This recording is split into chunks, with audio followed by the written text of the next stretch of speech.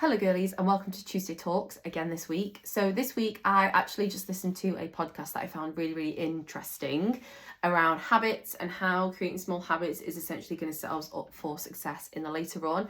I think a lot of people see the end goal or have an end goal and they forget to focus on the small habits that they're going to change along the way that is going to get them there. At the end of the day, you're not going to start at day 1 and day 100 without getting to day 2, 3, 4, 5, 6, all the way to day 99 till you get to the end goal. And 9 times out of 10, the process is enjoyed along the way, that you make it to 101, 102, 103, and so on. So I want you to remember the quote, success is in the form of habits. I'm a big believer in habits. I've listened to Atomic Habits, the book in audio form, and it's incredible, so I really highly recommend it. It's essentially the little things that we change day to day that adds up to the bigger picture. And the podcast that I was listening to had a lot of information around the self-determination theory, which is that we have basic psychological needs to imitate different behaviours and motivations. So we've got 3 of these, which are competence, autonomy and belonging. And competence is around being empowered to make our own informed decisions, and having some sort of skill set for us to know what decisions to make, so that you should be going into your gym sessions knowing what you're doing, having made a decision what you're going to train today, walking through the door and being like, right, I'm on anterior today, so that's what's getting done, and I know what I'm doing, I know how to set up the machines, I know how much weight to lift, I know how much I did last week, I'm going in there strong, determined and competent. Next one is autonomy, being the agent of your own life, feeling like you're in control, you respect your decisions, otherwise you won't feel motivated or able to make a change. So for example, if you were given a meal plan, for example, and told exactly what to eat, you're not in control of what you can eat, you're not in control of your day, in control of your life. That coach is in control of your life because he's telling you exactly what to eat and at what time. And then you'll get in a grilling the following week in your check-in when you just happen to go out for an amazing, delicious meal with your friends. So being in control of your own life and making your own decisions. And number 3 is belonging, the need to feel connected to others. CJ's is a great example for this because we are all about belonging and all about our community, so that's amazing.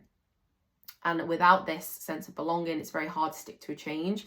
And even when you're not feeling motivated, perhaps even having me on the end of your phone to give you a bit of a pep talk when you're not feeling like it, or Tuesday Talks to give you more information, feeling like you're learning a little bit more. Without that, it's very hard to stick to a new behaviour change. Even walking into CJ's when you can't really be arsed and you think, you know, I don't want to do my session plan today, I'm going to join in a class. Chances are you're going to get talking to people, you're going to get talking to the coach, and you're going to think, you know what, I'm actually glad I didn't give it 110%, but I'm glad that I went anyway, and I'm glad I saw the girls, I caught up with this person that I haven't seen for a while, I chatted with Sophie, Courtney, whoever. So all of these things are a really big part of behaviour change. So how else can we look at behaviour change and making sure that we stay motivated and happy? One way is looking at your specific goals. Some are helpful, some are not, and we can categorise goals as avoidance or approach-orientated goals. And approach-orientated goals are our positive ones, and it's all about reaching and maintaining our desired outcomes, and they contribute to our intrinsic motivations. So things that motivate us on the inside. So for example, being able to run 10 kilometers in less than an hour, or we're doing really well with our sleep and we manage to get in 8 hours a day. We feel fitter, we can keep up with the kids a little bit more. You know, we're getting the motivation from what we've achieved on the inside, as opposed to perhaps avoidance goals that are more about avoiding or eliminating things to get a desired outcome. So things like if you focus on eliminating things like chocolate, or I want to get rid of this, or I want to stop doing this, or I want to look this certain way, the pursuit of greater avoidance goals is related to less satisfaction with progress, decreased vitality, decreased motivation. So another great one is, okay, well, I know if some of you have said to me over the last couple of weeks or so, oh, actually, I increased my hip thrust by 10 kilograms in the last 2 weeks, or I feel really strong when I do my deadlifts, or I feel like this training, and I went to pick up my kids off the floor the other day and it felt super easy. Another comment I've had before is I can carry both children and they feel like I can do it. You know, it's not a struggle anymore. Things like that is your intrinsic motivation. There's another process of orientated goals, which are outcome and process orientated. So our outcome would be an outcome of a goal. So body weight, orientated goal, or your first pull-up, or your 100 kg deadlift. That is the outcome. That's the end goal. It's not always bad, but it is often a short-term related goal, and something that a lot of people solely focus on, as opposed to, you know, it's that typical of enjoy the process and not the outcome. It's focusing on the end goal as opposed to what you're currently going through. And it's better to have a focus on the process, to feel motivated and to enjoy it. And at the end of the day, it's all well and good going to train if you wanted to achieve a 100 kg deadlift, but you're just going to get frustrated every time you can't do it, instead of enjoying the process and working slowly to get the 100 kg deadlift. So when you get to the outcome, you're happy with the whole part of it, you're happy with the process, you put in the work, you know, you've achieved that outcome. So with these, you need to be constantly repeating and engaging to see your process come to an end goal. So how can we do that differently? We can focus on the behaviours that it's going to take us there, as opposed to just the end goal. So if I want to achieve a 100 kg deadlift, I'm going to do deadlifts 3 times a week, and I'm going to test my 1 rep max, you know, every 4 weeks or so until I get to the 100 kg. Another way is identifying when you're identifying your habits.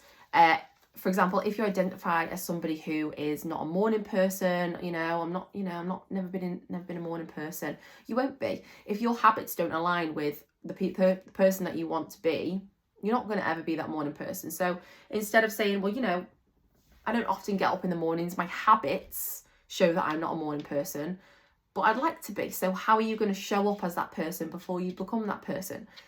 I could say, I'm not a morning person, but, you know, it's something I want to do. I want to start going to the gym at 6:15. Well, what habits am I going to put in place over the next couple of weeks to make sure I become that person, to, you know, take on those habits in order to be a morning person? I'm going to set my alarm at this time. I'm going to slowly set my alarm to 5 minutes earlier every day. So in 2 weeks' time, I'm going to get up at 6 o'clock and I'm going to feel amazing. I'm going to be able to go to class and I'm going to be that morning person that I've always wanted to be. It's proving to yourself that you can do it, and it's small goals that will help change our identity to be the person that we want to be. How else can we change behaviour and motivation? By saying, I want to change, but how? And how to implement those habits and how long it takes. So on average, it can take around 66 days to build a habit, but for some people, it can take up to 200+ days. So making a habit stick or start a new habit, one of the most effective ways to do it, which is on the Atomic Habits, it's in the book. It's by James Clear, if anybody wants to read it, is by habit stacking. A great way to implement new habits or make one stick is implementing a new habit with a habit that you've already got. For example, if you have a morning coffee, and one of the habits that you want to start doing is taking vitamins every night, put your vitamins by your coffee machine. So you're going to stack that with a habit that you've already got. So then every morning, after a few months, you have your morning coffee, without fail, you have your vitamins with it. You're stacking the habits together. Or another one could be, I want to drink more water, and I walk to the toilet, which is past the water machine, 4 times in the day. So every time you walk past, refill your water bottle. Every time you come back, refill your water bottle. So just things like that. And then the last one is be realistic. Not everything's going to go to plan. Whatever goal you've got, it's not going to be easy. They always say, and I always say, progress is linear. Have a plan B that is effortless and automatic. So if you want to prep your meals because your goal is fat loss or muscle gain or whatever it is, and you want to become more of a organized person, remove the decision making and just have it ready. Like, prime example is prepping your meals on a Sunday, because by Thursday, if you think, I cannot be arsed, I'm having a bad day, this is shit, hate it all, well, your food is in the fridge ready for tomorrow. You don't have to make a decision. It's there. You have to pull it out and you have to go to work. This helps you develop skills in difficult situations. So, for example, let's just say you have a meeting and the food choices are a McDonald's or nothing. Okay, well, if that happens, just in case, what am I going to take with me? I'm going to take myself a pasta salad with some chicken and a protein bar, because if that happens, I'll just rely on my plan B. Because if you went to work and after all this hard work and all these habits that you've been building over the last 6 months, and they say, oh, we're having a McDonald's, do you want to join us? And you know you'll be disappointed in that, and you know that that's not aligning with your goals, we revert to plan B. Okay, well, last time if they offered me a McDonald's, they're probably going to offer me one again. So I'm going to prep myself, nice meal, I'm going to take it to work, because if that happens, I'll do this instead. So I hope that's makes sense and just shows the importance of habits. And if you have achieved a certain goal, it doesn't have to be fitness orientated, but if you have achieved a goal, just think, well, what did you actually have to do to get there? Prime example is my HYROX. I didn't just rock up to HYROX on the day of HYROX. I trained consistently 3 to 4 times a week for 6 months until I was actually able to complete HYROX. And even then it was really hard. But if I didn't put all those small habits into place, and it was a non-negotiable for me, you know, training 3 times a week in the gym, going for a run, doing a strength training session, a HYROX session, doing this, doing that, being better at running, because I couldn't even run 2 kilometers and I ended up running 8 on the day, I would never have got to where I was. So it's understanding the importance of habits and how you are going to succeed by the habits that you make and you decide to have in your life. So I hope that was an interesting and important, it was obviously a very important Tuesday talk. If anybody has any recommendations of what they want to hear next time, also, sorry it's so long, but I'm just listening to lots of different podcasts, and if there's anything anybody wants me to listen to in particular, I'm more than happy to do a video on it. So thank you so much for listening, and I'll be back next week.